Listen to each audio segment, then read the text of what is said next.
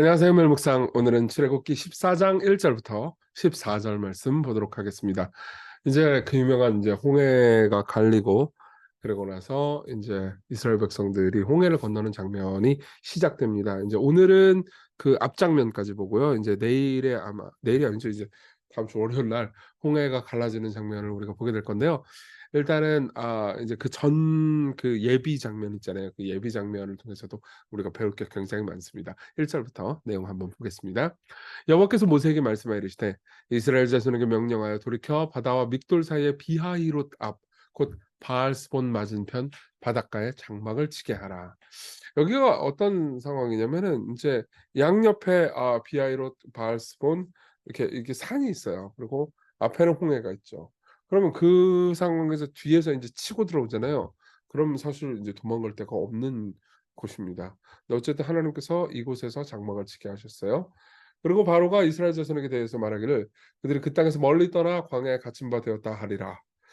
그래서 내가 바로의 마음을 완악하게 한즉 바로가 그들의 뒤를 따르리니 내가 그와 그의 온 군대로 말미암아 영광을 얻어 애굽 사람들이 나를 여호와인 줄 알게 하리라 하심에 우리가 그대로 행하니라. 그러니까 하나님께서 일하실 게 있고요. 그리고 바로가 그들을 추적할 것이다. 그들을 이스라엘 백성들을 추적해서 죽이라고 들 것이다. 라는 것을 하나님께서 미리 알려주시는 거죠.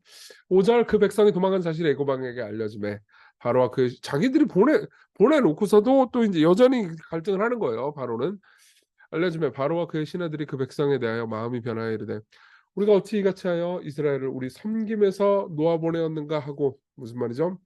우리 서비스를 잃어버렸어. 그렇죠. 여기 있는 사람들이 노동력이 돼 가지고 여러 가지 잡일들 뭐 하기 싫은 일들 막 했는데 이게 수십만 명이 그것도 200만 명 한꺼번에 사라지니까 얼마나 큰 이 국가적인 자원이 사라졌겠어요. 그러니까 인제 화가 나죠. 그래서 바로가 그의 병거를 갖추고 그의 백성을 데리고 갈새 선발된 병거 600대와 애굽의 모든 병거를 동원하니 지휘관들이 다 거느렸더라. 여호와께서 애굽 왕 바로의 마음을 완악하게 하셨으므로 그가 이스라엘 자손의 뒤를 따르니 이스라엘 자손이 담대히 나갔습니다. 그러면서 애굽 사람들과 바로의 말들 병거들과 그 마병과 군대가 그들의 뒤를 따라 바알스본 맞은편 비하이롯 곁 해변 그들이 장막 친 데에 미치니라. 딱 이제 왔습니다.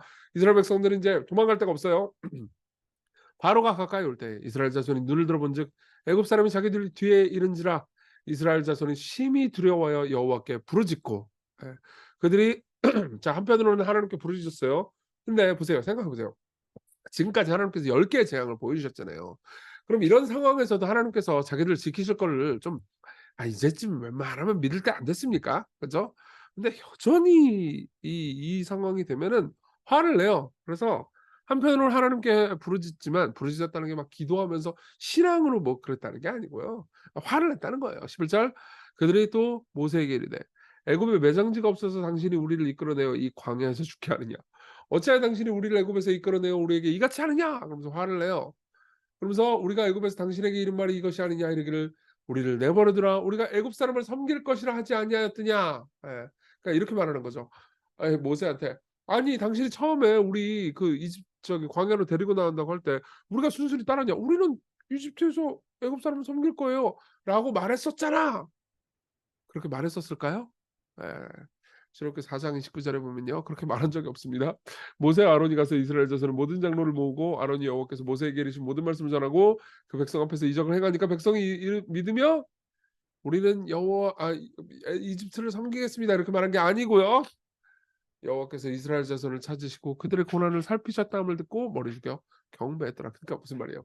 처음에 하나님의 작전, 하나님의 계획을 얘기할 때는 신나 가지고 '와 하나님께서 우리 백성을 돌아보셨구나.' 그랬는데 또 막상 또 이집트의 병거들이 그리고 말과 마병들이 군대가 오니까는 어떻게 해요? 막 분노하면서 "우리가 애굽 사람 섬길 거라고 했잖아요." 이렇게 이야기를 하는 거죠. 사실은 이 굉장히 인간의 어떤 이 노예 근성, 죄와 그런 사탄에 대한 노예 근성을 잘 보여주는 본문이라고 생각할 수 있습니다. 그러니까 뭐라고 말해요? 모세 이때쯤 되면 이제 신앙이 상당히 좋아집니다. 처음에 3장 4 장에서 본 모세는 불평쟁이었잖아요. 근데 이제는 하나님을 믿어요. 그래서 이렇게 말합니다. 모세가 백성에게 이르되 너희는 두려워하지 말고 그다음 뭐라고 돼 있죠? 가만히 서서 여호와께서 오늘 너희를 위하여 행하는 되시는 구원을 보라. 하나님께서 일하실 거다. 야 지금까지 10대 재앙 못 봤니? 하나님께서 지금까지 일했는데 앞으로도 일하시지 않겠어? 그러면서 가만히 있어서 구원을 보라. 너희가 오늘 본 애굽 사람을 영원히 다시 보지 아니하리라. 여호와께서 너희를 위하여 싸우시리니 너희는 가만히 있을지니라. 이렇게 이야기를 합니다. 자, 여기까지 본문 내용이었고요. 우리 적용해 봅시다. 첫 번째, 속박을 이해하고 자유를 갈망하는 겁니다. 예. 처음에 이스라엘 백성들은 자신이 자유하게 된다는 걸 기뻐했죠. 예. 모세가 가서 얘기하니까 기뻐해서 하나님 우리를 살피셨다 그러는데 여전히 노예 근성은 여전하죠. 그건 우리도 같습니다. 예. 우리도요 삶에서 예수님께서 우리를 위해서 일하신 것, 우리가 자유케 됐다는 것, 우리가 용서받았다라는 것 이런 이야기를 들을 때는 기뻐하지만 잠깐 기뻐하지만 우리 삶에서 염려가 생기고 돈이 떨어지고 건강이 좀 약해지고 그러면 어때요? 여전히 하나님 섬기는 게 잘못된 것 같고 괜히 예수 믿어 가지고 모든 게 잘 됐으면 좋겠는데 예수 믿었는데 내게 오히려 어려운 일이 생기면 하나님한테 화가 나고 그럴 때가 많잖아요. 여전히 우리는 속박되고 노예된 상태라는 거죠. 그때 하나님께서 일하실 거 우리 잘 못 믿습니다. 예. 그러니깐 우리는 여전히 하나님께서 우리에게 좋은 것만 주셔야지 안 그러면은 하나님을 안 섬기게 되는 거죠. 그럼 하나님께서 좋은 것만 주시면 어떻게 돼요? 예, 좋은 것에 빠져서 하나님 예배하는 걸 잊어버리죠. 예. 그래서 어떻게 되느냐? 우리는 이런 위기의 순간에 하나님을 신뢰하고 그분이 하시는 일을 바라볼 필요가 있습니다. 그게 두 번째예요. 모세가 이스라엘 백성에게 가르친 것은 가만히 서서 보게 하는 거였어요. 하나님의 일하심을 보세요. 뭐라고 됐어요? 여호와께서 너희를 위하여 싸우시리니 너희는 가만히 있을지니라. 예. 걱정 마라. 10대 재앙을 봐라. 지금까지 하나님께서 일하신 걸 봐라. 너희들은 계속해서 하나님께서 일하시는 걸 볼 수 있습니다. 예. 보세요. 이게 우리에게 얼마나 큰 가르침을 주는지 봅시다. 이스라엘 백성들은 10대 재앙을 보고서도 못 믿었어요. 그리고 하나님께서 일하심을 봐라 그러죠. 우리는 어떤가요? 우리 십자가를 보았잖아요. 십자가에서 그분이 우리를 위해서 하신 일을 보았습니다. 그러면 보세요. 아들을 우리에게 주신 분이 우리에게 모든 것을 주시지 않으냐 하시겠습니까? 우리 삶에서 고통이 생긴다 하더라도요. 예, 하나님께서 해결해 주시겠죠. 하나님께서 아들을 주실 정도로 우리를 사랑하셨는데 우리 삶에서 어려운 거 그분이 그냥 계속해서 내버려 두시겠습니까? 계속해서 우리를 고통 가운데만 몰아넣으시겠습니까? 그럴 리가 없죠. 그리고 무엇보다 죄와 죽음의 문제가 해결됐잖아요, 우리는. 보세요. 여러분, 여러분들이 수백억짜리 빚을 가지고 있다가 완전히 탕감받았다고 해 보세요. 그러면요. 새로 생긴 100만 원짜리 빚을 생겼다고 그래 가지고 여러분들은 막 슬퍼하거나 괴로워하지 않을 거예요. 오히려 넉넉한 마음을 가질 수 있을 겁니다. 예. 여러분들이 죄의 빚, 영원히 받아야 되는 진노와 저주의 빚을 여러분들이 그리스도로 말미암아 탕감받았습니다. 그러면요, 여러분들 볼 수 있어야죠.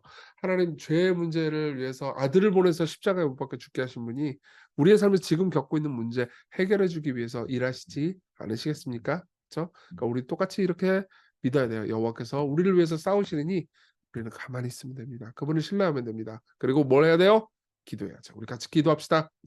내 죄와 우상의 속박으로부터 해방돼서 하나님의 일하심을 신뢰할 수 있게 해주세요. 그리고 무엇보다 우리를 돌보시는 하나님을 신뢰할 수 있게 해주세요. 10대 재앙을 일으키신 하나님 앞으로도 안 돌보시겠습니까? 아들을 우리에게 주신 하나님 앞으로 우리를 안 돌보시겠습니까? 그렇죠? 신뢰합시다. 우리도 조급해하거나 분노하지 않고 가장 큰 위기, 지금 이 이스라엘 백성들은 가장 큰 위기에 처해 있잖아요. 근데 이 가장 큰 위기에서 하나님을 기대할 수 있게 여러분 삶에 지금 위기가 있습니까? 여러분 삶에 지금 염려거리와 걱정거리가 있습니까? 주께 맡깁시다. 그리고 가만히 서서 그분이 하시는 일을 바라보고 하나님께 소망을 둡시다. 우리 함께 기도해요.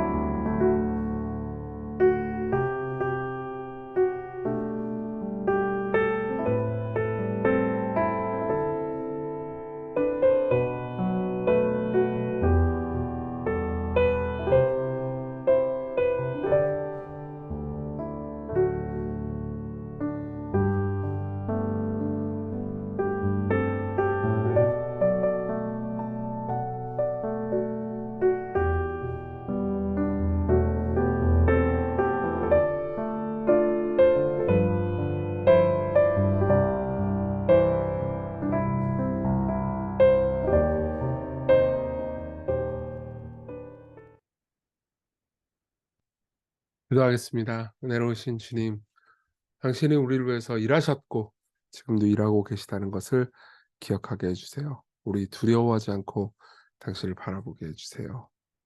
예수님 이름으로 기도했습니다. 아멘. 네, 오늘도 여러분들을 위해서 일하시는 하나님을 보면서 행복한 하루 되세요.